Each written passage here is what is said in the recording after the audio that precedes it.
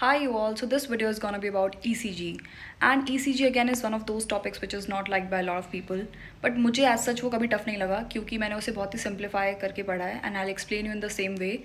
So do watch this entire video and by the end of this video you will be able to read maximum ECGs. ECG read करने के लिए हम सबसे पहले calculate करते हैं हार्ट रेट. अब हार्ट रेट को कैलकुलेट करने का ये फॉर्मूला होता है. हम 300 से डिवाइड करते हैं number of large square in between RR. अब RR कोई से भी कॉन्जिक्यूटिव 2 R हो सकते हैं. अब देखो QRS तो ये RR ले लो, ये RR 2 ले लो, कोई से भी कॉन्जिक्यूटिव 2 R के बीच का डिस्टेंस हम वो 300 से डिवाइड कर देते हैं तो हमारा रेट आ जाता है. अब रेट से हम पता लगा सकते हैं कि वो टैकीकार्डिया है कि ब्रेडिकार्डिया है. Now check the rhythm. अब रिदम साइनस हो सकता है या नॉन साइनस हो सकता है. साइनस रिदम हम कैसे पहचानते हैं? पी वेव प्रेजेंट होगी, पी वेव QRS से पहले आएगी और जो PR का इंटरवल होगा वो कांस्टेंट होगा थ्रू आउट. अगर साइनस है तो ये 3 तरह के साइनस हो सकते हैं. अगर नॉन साइनस है तो वो फिब्रिलेशन हो सकता है, एट्रियल या फ्लटर हो सकता है, या टैकीकार्डिया हो सकता है, या वेंट्रिकुलर फिब्रिलेशन फ्लटर टैकीकार्डिया हो सकता है. जो थर्ड चीज़ हम देखेंगे वो है कार्डियक एक्सेस. अब इसको हम कौन कौन सी लीड में देखते हैं? लीड 1 में और AVF में. अब देखो लीड कौन सी है, ये देखो 1, 2, 3, AVR, AVL, AVF, ये सब लीड्स हैं. तो हम कौन सी लीड में चेक करते हैं इसको? फर्स्ट लीड में और AVF में. अब देखो अगर वेव्स ऊपर की साइड हैं तो मतलब पॉजिटिव है. पॉजिटिव और पॉजिटिव दोनों जब साइड पॉजिटिव है मतलब नॉर्मल है. अगर पॉजिटिव नेगेटिव है तो लेफ्ट डेविएशन है, नेगेटिव पॉजिटिव है तो राइट डेविएशन है, और नेगेटिव नेगेटिव है तो एक्सट्रीम. अब आता है कि हम पैथोलॉजी कैसे पता करें.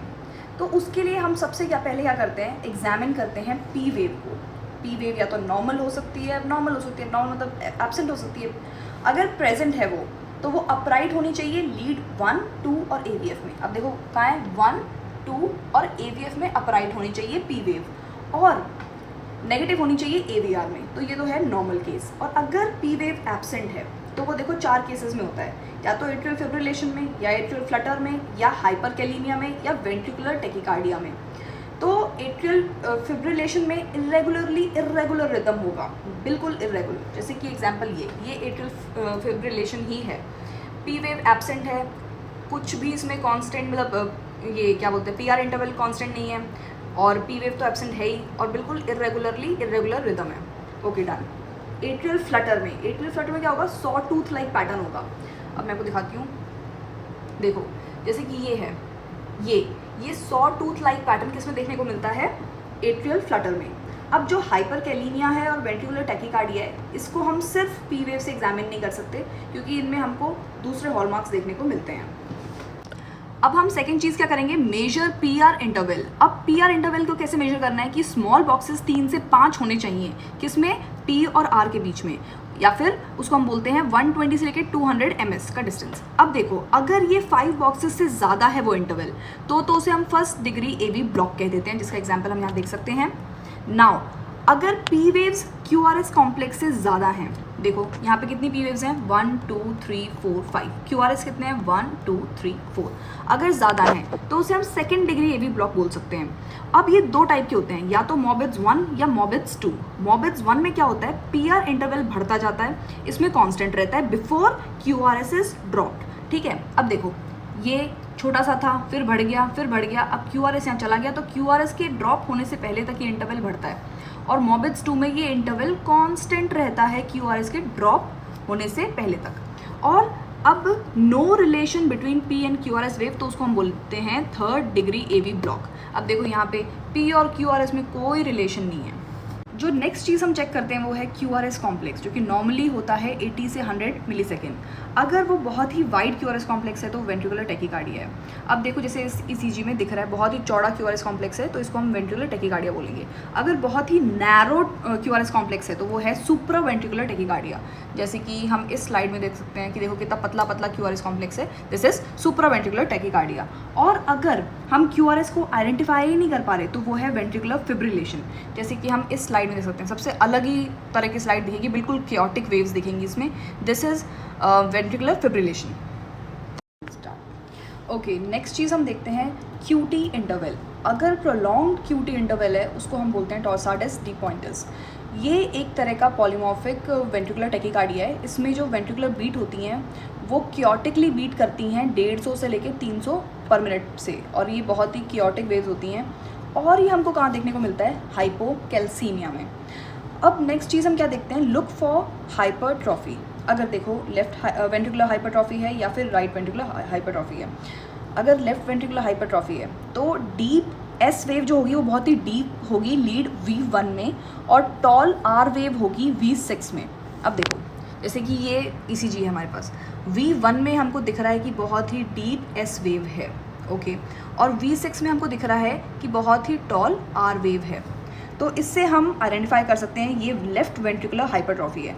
और राइट वेंट्रिकुलर हाइपरट्रॉफी में एग्जैक्टली उल्टा होगा, डीप एस वेव होगी वो तो V6 में होगी, और जो टॉल आर वेव है वो V1 में होगी।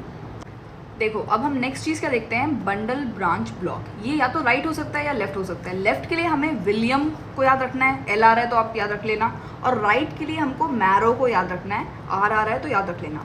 अब देखो हमें इसमें लीड सिर्फ 2 देखनी है, V1 और V6 लीड को देखना है, बाकी पूरी ECG नहीं देखनी है, मतलब देखनी है और पैथोलॉजीज के लिए, बट इसके फोकस के लिए हमको V1 देखना है और V6 को देखना है। V1 में अगर M बन रहा है और V6 में W बन रहा है तो वो मैरो है, right bundle branch block. Left के लिए अगर V1 में W बन रहा है और V6 में M बन रहा है तो William, left bundle branch block. अब देखो ये लेफ्ट वाले का एग्जाम्पल है। V1 में देखो W बन रहा है, ये दिख रहा है, ये W, और V6 में ये M बन रहा है, तो ये हो गया हमारा left bundle branch block, William. अब नेक्स्ट है हमारा राइट के लिए, तो V1 में देखो, V1 में बन रहा है ये M, हल्की सी जो वेव है ये थोड़ी सी बेंड हुई है ना, तो ये M, और V6 में देखो तो V6 में साफ ही W बन रहा है एकदम बिल्कुल बढ़िया वाला, तो मैरो, तो ये राइट बंडल ब्रांच ब्लॉक हो गया। नेक्स्ट चीज़ जो है वो हम देखते हैं STEMI, ST elevation myocardial infarction. अब देखते हैं हम इसमें, देखो जो हमारी आइसोइलेक्ट्रिक लाइन है उससे S और T वेव एलिवेटेड हैं, वो हम चेक करते हैं, कौन कौन सी लीड्स में है हम उसको चेक करते हैं, और उसके हिसाब से हम पता लगाते हैं कि कौन सा मायोकार्डियल इंफार्क्शन है, इंफीरियर, सुपीरियर, लेटरल और एंटीरियर। इसकी हमारे पास एक बहुत अच्छी ट्रिक है जो कि एक टेबल है। तो देखो जैसे कि इस वाली ECG में हमको नज़र आ रहा है कि ST एलिवेशन V1 में है, V2 में है, V3 में है और V4 में भी है। देखो दिख रहा है ना ये जो आइसोइलेक्ट्रॉनिक लाइन से ऊपर उठा हुआ, तो V1, V2, V3 और V4 इन सब में है। तो ये कहाँ पे देखने को मिल रहा है, एंटीरियर, तो इसका मतलब ये एंटीरियर STEMI है। और देखो अगर हमें इंफीरियर STEMI देखना है तो उसके लिए हमको 2, 3 और AVF लीड चेक करनी होगी, और उसके लिए आप ऐसे सिंबल याद कर सकते हो। सुपीरियर के लिए हम देखेंगे S, V1 और V2 लीड्स को हम देखेंगे। एंटीरियर के लिए हमने V1, V2, V3 और V4 एंटीरियर देखेंगे। अब देखो जो हमारी लेटरल है उसके लिए हमने L ड्रॉ किया है, इस L में हमको 1 AVL, V6 और V5 को इंक्लूड करना है, V3 इसमें इंक्लूडेड नहीं है। ये ट्रिक है और इसके बेसिस पे हम पता लगा सकते हैं ये कौन सा STEMI है। अब हम नेक्स्ट चीज़ देखते हैं, कोई इलेक्ट्रोलाइट एबनॉर्मेलिटी है, हाइपरकैलीमिया, हाइपोकैलीमिया, हाइपोकैल्सीमिया और हाइपरकैल्सीमिया।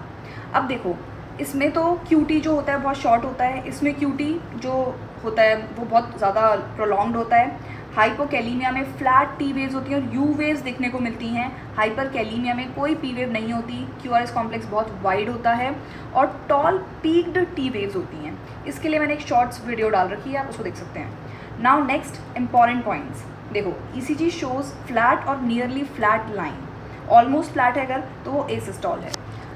अगर 6 साइनस सिंड्रोम देखना है तो उसके लिए हम देखेंगे कि टैकीकार्डिया और ब्रेडिकार्डिया ऑल्टरनेटिवली चल रहा है। अगर हम non ST elevation myocardial infarction देखेंगे तो उसमें हम, अब एलिवेशन नहीं है तो क्या होगा, डिप्रेशन, ST का डिप्रेशन चेक करते हैं। अब हमें देखना है प्री मैच्योर एट्रियल कॉन्ट्रैक्शन, उसके लिए हम क्या देखते हैं, एक अर्ली एबनॉर्मल P वेव देखने को मिलती है और नॉर्मल QRS देखने को मिलता है। और अगर S1, Q3, T3 पैटर्न है, ये किस में देखने को मिलता है, पल्मोनरी एम्बोलिज्म में। अब देखो अब आता है एक्स्ट्रासिस्टोल जो कि थोड़ा सा ट्रिकी है। अब एक्स्ट्रासिस्टोल क्या होता है, a beat that comes early and disturbs the RR spacing. अब देखो ये या तो बाइजेमिनी हो सकती है, normal extrasystole, normal extrasystole, normal ऐसे, या ट्राइजेमिनी हो सकती है, नॉर्मल नॉर्मल फिर एक्स्ट्रासिस्टोल, नॉर्मल नॉर्मल फिर एक्स्ट्रा, या फिर क्वाड्रिजेमिनल हो सकता है, normal normal normal extrasystole, normal normal normal extrasystole. अब देखो बाइजेमिनल में ये नॉर्मल है और ये हमको दिख गया है एक्स्ट्रासिस्टोल, फिर ये नॉर्मल है, ये एक्स्ट्रासिस्टोल, और ट्राइजेमिनल में नॉर्मल नॉर्मल ये रहा एक्स्ट्रासिस्टोल, फिर नॉर्मल नॉर्मल ये रहा एक्स्ट्रासिस्टोल, और इसमें भी हमको दिख रहा है।